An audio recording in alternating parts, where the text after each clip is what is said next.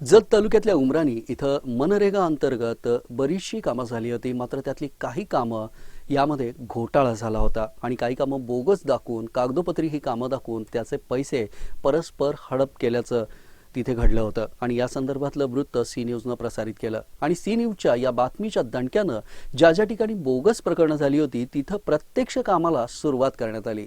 मात्र खांडेकर यांनी या संदर्भात जो आवाज उठवला होता त्यांनी ही कामं थांबवण्याचा प्रयत्न केला आणि आधी या संपूर्ण प्रकरणाची सखोल चौकशी करा आणि मगच कामाला सुरुवात करा असंही त्यांनी म्हटलं।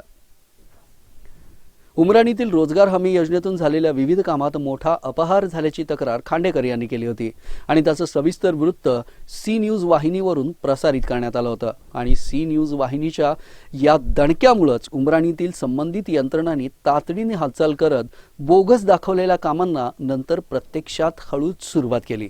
मात्र या प्रकरणाची वरिष्ठाकडून चौकशी व्हावी आणि नंतरच ही कामं सुरू व्हावीत अशी मागणी खांडेकर यांनी जिल्हाधिकारी यांच्याकडे केली आहे।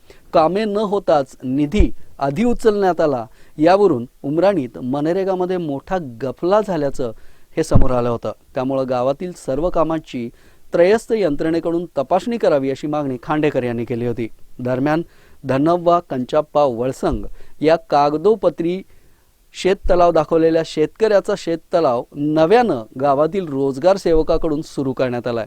प्रत्यक्षात आधी हे काम दाखवलं गेलं आणि त्या संदर्भातली रक्कम हडप करण्यात आली आणि मात्र हा घोटाळा झाल्याचं लक्षात आल्यानंतर या शेतकऱ्याच्या शेतात जाऊन त्यांनी शेततलाव याचं काम करायला सुरुवात केली। संबंधित शेतकऱ्याकडून रोजगार सेवकाला या कामाबाबत जाब विचारला असता उलट त्याच्याकडून दमदाटी केली जाते असं वळसंग यांनी सांगितलंय। त्यामुळे न्याय मिळावा म्हणून 9 ऑगस्ट या क्रांती दिनीच आपण उपोषणाला बसणार असल्याचं या शेतकऱ्यानं सांगितलंय।